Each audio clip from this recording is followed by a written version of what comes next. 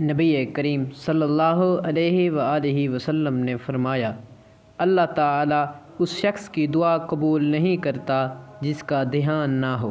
اس کا مطلب یہ ہوا کہ آپ کا دل دعا کے دوران موجود ہونا چاہیے۔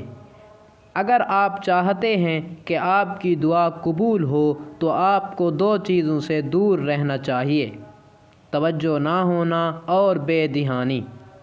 اب ان دو باتوں کا کیا مطلب ہے؟ اگر آپ کی دعا کم توجہ اور لاپرواہی سے پاک ہے تو اس کا مطلب ہے کہ آپ کا دل موجود ہے دعا کرتے وقت، اور اس بات کا بہت زیادہ امکان ہے کہ اللہ پاک اس دعا کو ضرور قبول کریں گے۔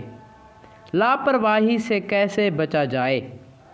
اگر آپ دعا کر رہے ہیں کہ یا اللہ مجھے معاف فرما دیں، لیکن دل میں آپ کو یقین نہیں کہ کیا اللہ واقعی مجھے معاف کر دیں گے، اگر آپ ایسا کرتے ہیں تو اس کا مطلب یہ ہے کہ آپ بے پرواہی کا شکار ہیں۔ ایسی دعا کا کوئی فائدہ نہیں۔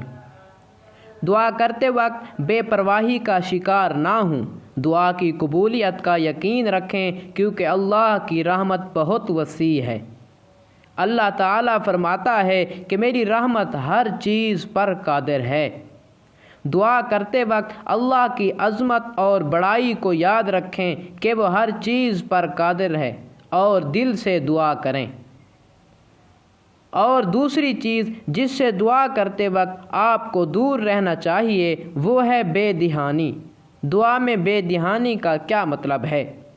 بے دھیانی کا مطلب یہ ہے کہ دعا مانگتے وقت آپ کچھ اور سوچنے لگیں اور آپ کو معلوم نہ ہو کہ آپ نے کیا دعا مانگی۔ دعا کرتے وقت اگر آپ کا دل موجود نہ ہو تو وہ قبول نہیں ہوتی۔ دعا کرتے وقت بے دھیانی سے دور رہیں اور ایسی دعا کریں جسے آپ سمجھیں اور آپ کو معلوم ہو کہ آپ اللہ سے کیا مانگ رہے ہیں۔